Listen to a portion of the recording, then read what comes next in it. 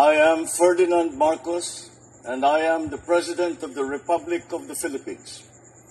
I stand today on behalf of 110 million Filipinos. Hello people and hello universe, it's me again. Nako mga bes, ayan, gusto nyo good news? Nako, nakikita ko, very good news for everybody. Ayan, dinala na naman tayo ni Pangulong Marcos Jr. guys, dyan po sa Baler, Aurora.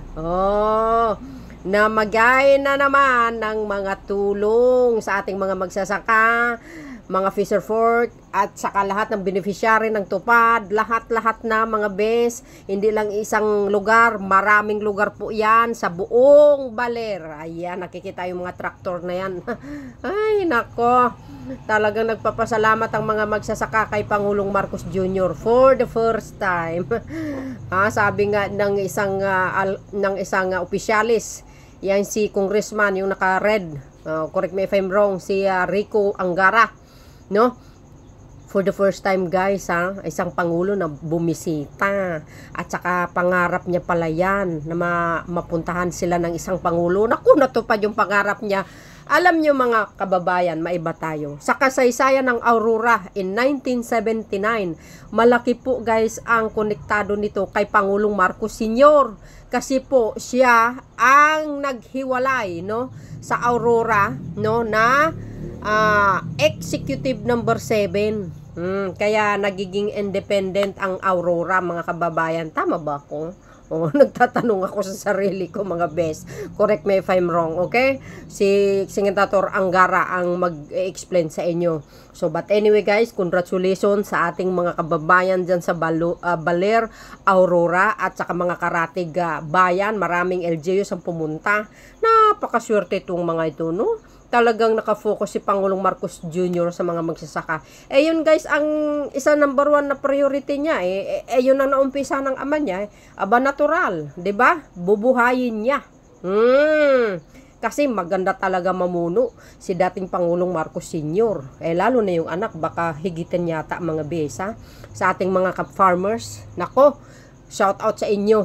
Kasama ang kanyang mga sekretary, mga kababayan, And of course guys, sa lahat po ng ating mga kababayan, abangan nyo si Pangulong Marcos sa mga lugar nyo, mga kababayan, darating yan after ng sona niya for sure. At ang bagong Pilipinas, ang Love for All, naku, abangan nyo. So dahil dito mga bes, panoorin nyo ang mga ibang highlights na activities ni Pangulong Marcos Jr. sa pagbibigay niya ng kanyang mga tulong sa bawat ahensya. Nagbigay ng tulong din. Biro mo, sanib puwersa. Hindi lang si Pangulong Marcos Jr. yung Office of the President. Ay, talaga naman, oo. Kasi yun ang gusto niya mangyari. Hindi lang isang ahensya. Dapat lahat. Ika nga pagkakaisa. Di ba? And of course guys, shout out sa mga anti-Marcos. Nako, nakikinabang din.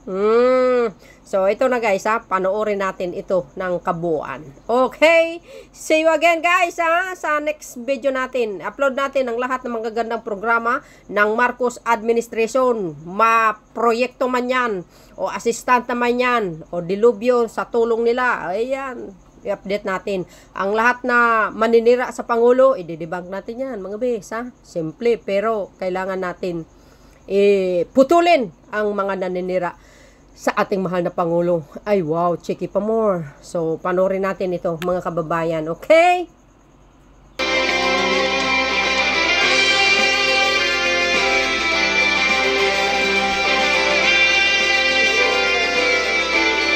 Mula naman sa Technical Educations and Skills Development Authority, meron tayong ipapamigay na mock checks para sa mga scholarships ng mga taga-probinsya ng Aurora na may kabuuang halaga ng 2,226,000 pesos.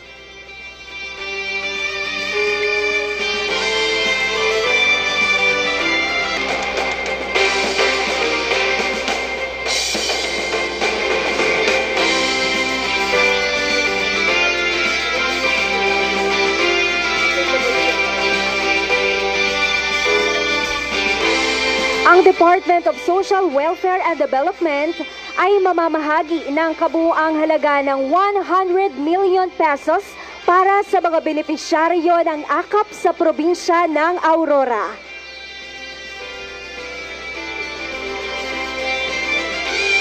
At ngayon, ating pong natutunghayan ang ceremonial distribution ng Pangulo para sa mga benepisyaryo ng AKAP ng Department of Social Welfare and Development.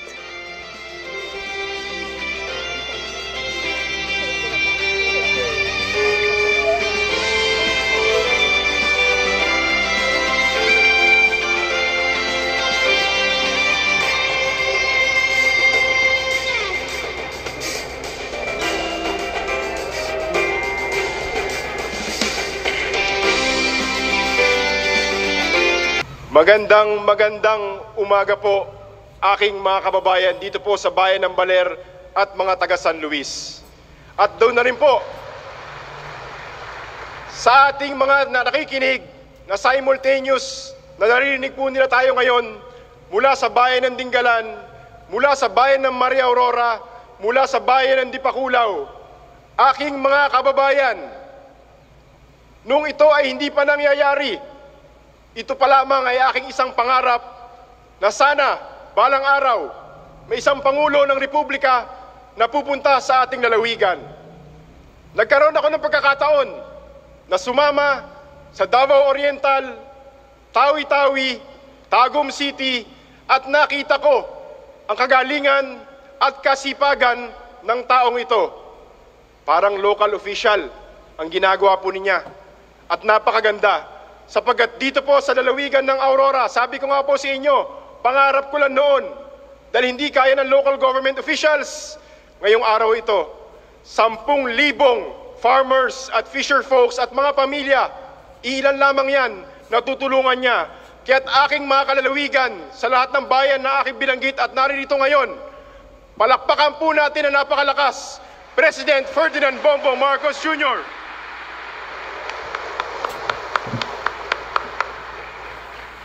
Sa ating sariling Senator Sonny Angara,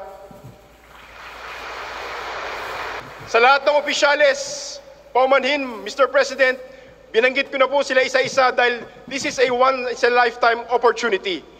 Ni sa panaginip, aking mga kababayan, na ito ay mangyayari po sa ating lalawigan. At ako po ay kukunin ko na yung pagkakataong ito. Kung napapansin po niyo ating mga kababayan, tuloy-tuloy ang pagsulong ng lalawigan. Bakit? Sapagkat napakahalaga na binigyan po tayo ng mahalagang tulong ng ating Pangulo, mapa-infrastruktura, mapa-social services. Hindi na po natin matatawaran ang kanyang kasipagan at kagalingan ng buong kanyang cabinet members. Kaya't aming mga kalalawigan, sabi ko nga sa inyo, itong pagkakataong ito, na naririto mismo, kaharap po natin kasama, nakamayan, ang ating mahal na Pangulo, Mr. President, hindi po namin ito makakalimutan. Sana po, sulong Aurora at mabuhay ang bagong Pilipinas.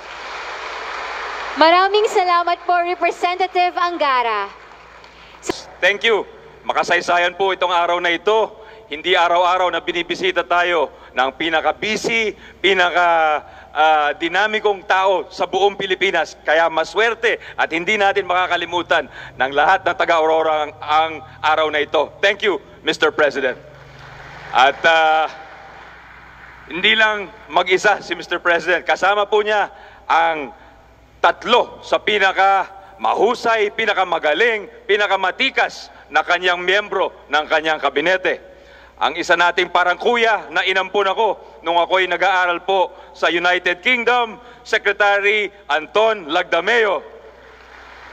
Naimbag nga bigat kada kayo amin, natuwa si Presidente dahil sinabi ko sa kanya na halos kalahati ng mamamayan dito sa Aurora ay mga may lahing Ilocano. Yan. Salamat again, Mr. President. First of all, baka makalimutan ko, thank you for appointing me Secretary of Education, sir. Medyo mabigat ang mga suliranin ng sektor nito pero hindi po namin kayo ipapahiya. Thank you for the trust and confidence, Mr. President. Salamat po. Ang dami po nating proyekto at umuunlad lalo ang lalawigan ng Aurora sa ilalim ng Marcos administration. At kung may konting oras, Mabigay ko lang po yung kasaysayan ng pamilyang Marcos at ang kanilang pagmamahal sa lalawigan at mamamayan ng Aurora. Ang ama ng ating presidente, Ferdinand Marcos Sr., noong 1979, pinirmahan niya ang Executive Order No. 7.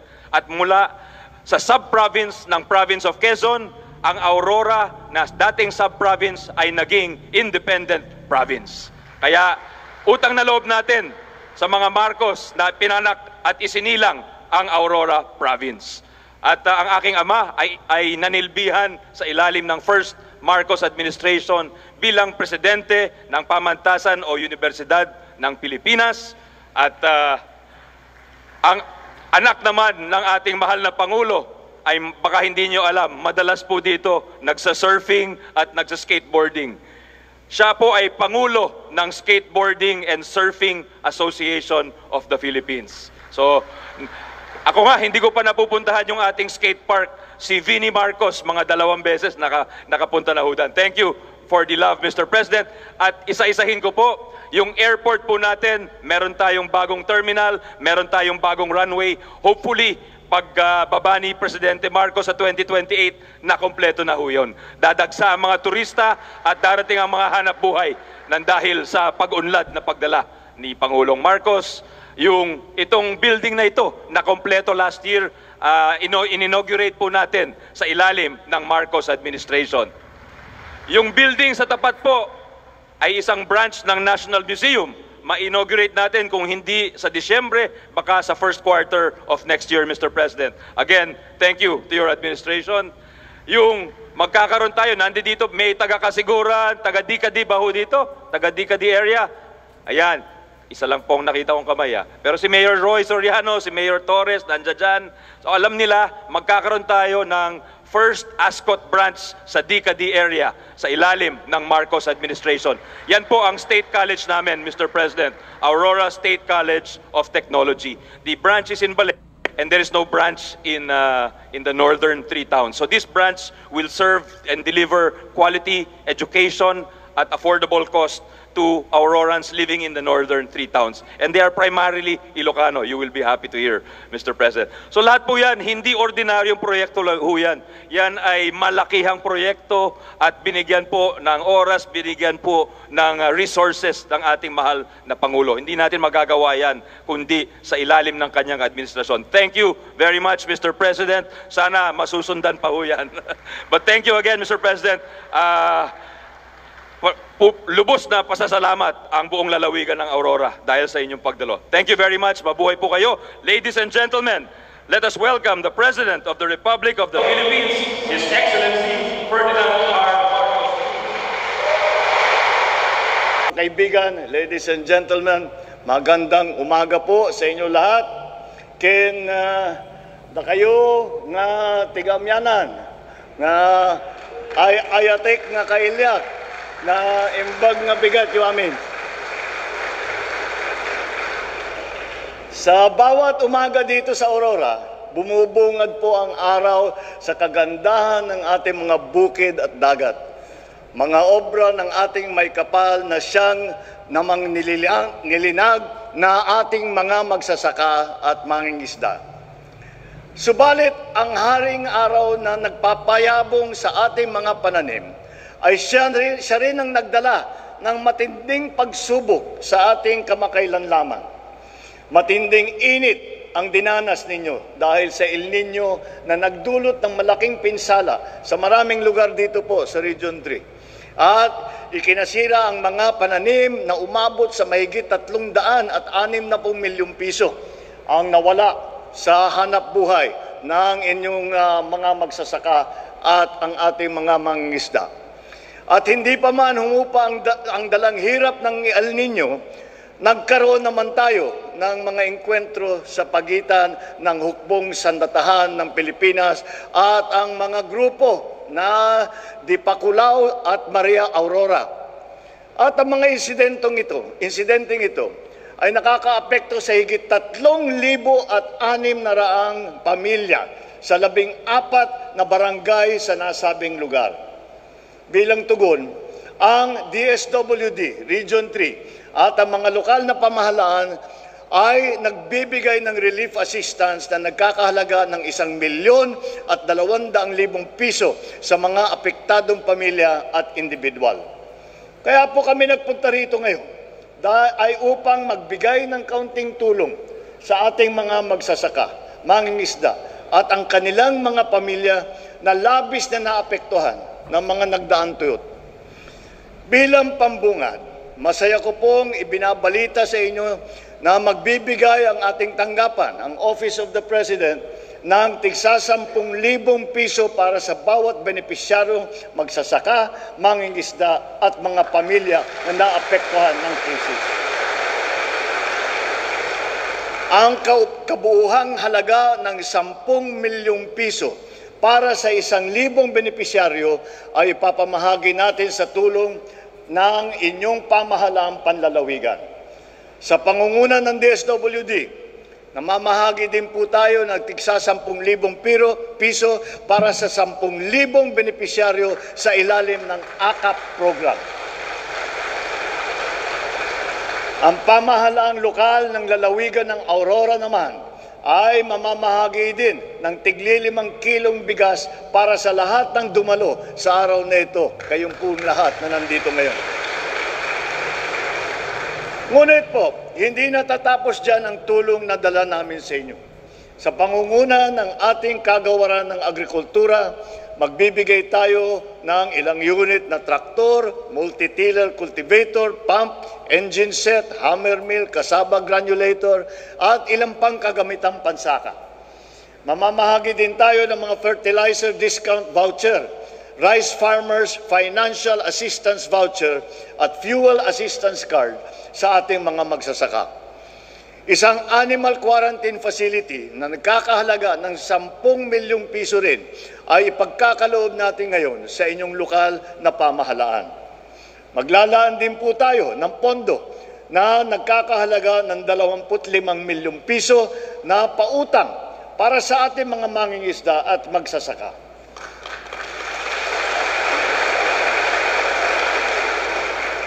Ang BIFAR naman ay magbibigay ng bangka, payaw, tuna handline, bottom set long line at gillnet para sa ating mga benepisyaryong mangingisda.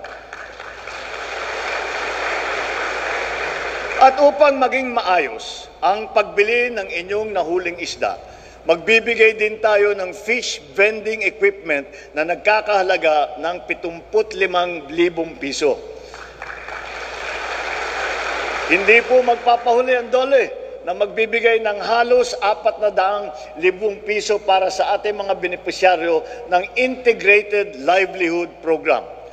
At siyempre, andyan din po ang TESDA na naglalaan ng higit 1,700,000 piso para sa scholarships at halos 500,000 piso para sa Training Support Fund. At ngayon naman, na parating na ang tag-ulan, nakahanda na rin po ang inyong pamahalaan sa anumang magiging epekto nito. Mayroon na tayong naka-preposition na relief supplies na nagkakahalaga na higit 180 milyong piso para sa buong Region 3. Natapos na rin ang Agwang River Flood Control Structure Project sa Baler. Ito po ay makakatulong upang mapigilan ang matinding pagbaha at malaking pinsala na dulot ng pag-apaw ng Agwang River. Sa puntong ito, nais ko rin pong ibalita ang ilan sa ating mga proyekto at inisyatibo na ginagawa dito sa probinsya ninyo sa Aurora. Kabilang sa mga proyektong ito ay ang pagpapasemento ng daan na nag-uugnay sa mga taniman ng niyog mula sa bayan ng Dinalungan patungo sa iba't ibang pamilihan sa lalawigan ng Aurora. Halos kalahati na rin ang natapos natin sa pagpapagawa ng Ningalan Baler Road Project na nakakahalaga ng mahigit 4 bilyong piso. Ito po ay direktang mag-uugnay sa 2 tanyag na bayan ng Aurora, upang mas mapabilis ang daloy ng kalakal, transportasyon at turismo sa inyong lugar. Isa ring hinahanapan natin ng solusyon ay ang mga inabandonang proyekto ng APECO na nagkakahalaga ng halos 800 milyong piso. Sadyang napakalaking kasayangan kung ang nangyari po rito na sana ay ngayon ay pinapakinabangan na ng mga mamamayan ng Aurora. Kasalukuyan natin inaaksyonan na po ang ating APECO President at CEO na si Hil Taway IV at napagdesisyonan na itigil at i-rebid ang mga kontrata upang tuluyan ng matapos ang mga proyekto sa lalong madaling panahon. Bukod dito, patuloy din ang pagbabalangkas natin sa paggawa ng Baler Airport Development Project. Mahalaga ito upang maaari nang makatanggap ng mas malaking eroplano at dumami pa ang pasahero na kaya nitong pagsilbihan. Nitong Hunyo lamang, naayos na po ng CAAP ang pagbibili ng mga lupa na kailangan natin para dito sa ngayong Agosto para nakatakdang ilabas na ang pondo sa mga may-ari ng lupa ng mga yan upang masimulan na ang ating konstruksyon. Matapos nito ay ang pagpapagawa naman ng passenger terminal building ng ating isusunod sa mamamayan ng Aurora. Sana po sa mga mamamayan ng Aurora, sana po ay maramdaman naman ninyo ang aming pagkalingas sa pagmamahal sa inyo. Muli ko pong pinapasalamatan ang ating mga bayani sa agrikultura at pangisdaan dito sa Aurora. Sa bawat punla ng inyong tinatanim, sa bawat huli sa karagatan ng inyong hinahangop, binibigyan ninyo ng sigla ang ating pang-araw-araw na buhay. Naway magsilbing inspirasyon ang mga dala naming tulong upang lalo pa ninyong pag-ibayuhin ang inyong pagtulong sa ating bayan. Sa ating pagkakaisa, maitataguyod natin ang ating sektor ng agrikultura at pangisdaan upang mapaunlad ang ating komunidad at ang ating bayan. Bilang isang bansa, tayo ay magsama-sama, tayo ay magtulungan at magkaisa sa pagtaguyod ng isang bagong Pilipinas. Ang isang Pilipinas na mas matatag, mas maunlad, mas makatao para sa bawat Pilipino.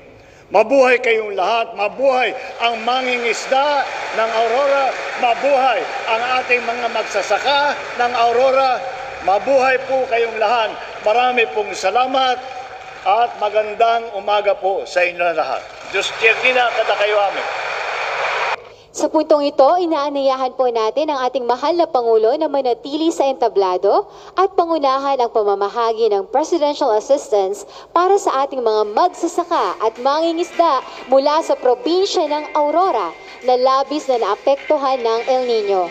Sa mga piling kinatawan ng mga benepisyaryong magsasaka at mangingisda sa probinsya ng Aurora.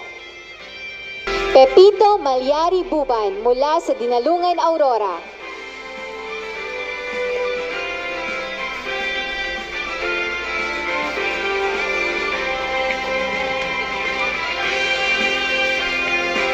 Danilo Magtanong Mateo mula sa Dinalungan, Aurora.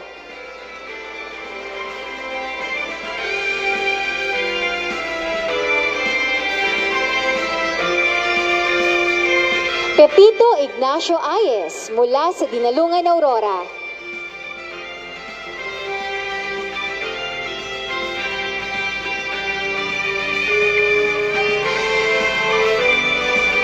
Mariel Corbadura Catusalem mula sa Dinalungan, Aurora.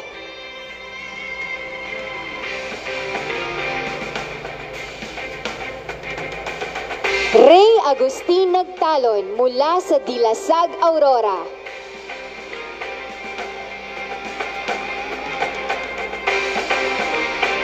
Merlita Lorenzo Engaran mula sa Dilasag, Aurora.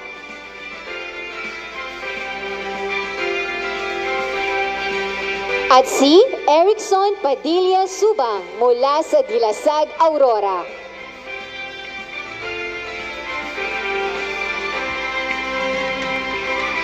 Ngayon naman po ating tawagin si Governor Tolentino upang tanggapin ang presidential assistance in behalf ng mga affected farmers, fisherfolk at families sa probinsya ng Aurora na may kabuang halaga na 10 milyong piso.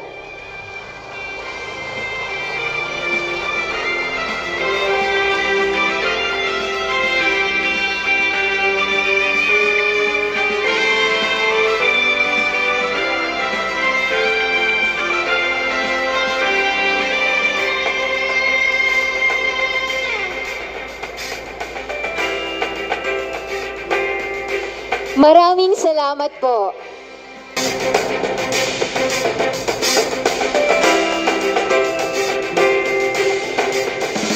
Yung tulong para sa aming pamilya dahil sa mga aming gawain sa pag-aaral ng aking mga anak lalo sa trabaho namin. Tanging puhunan po namin sa pag-ugalayan at saka pagtulong sa aming pamilya. Salamat po sa binigay tulong sa amin ni Presidente. Malaking tulong po ito para sa aming pamilya. Malaking tulong po sa amin para sa amin yung assistance na ito. Dahil sa pang-araw-araw namin, pwede namin magamit.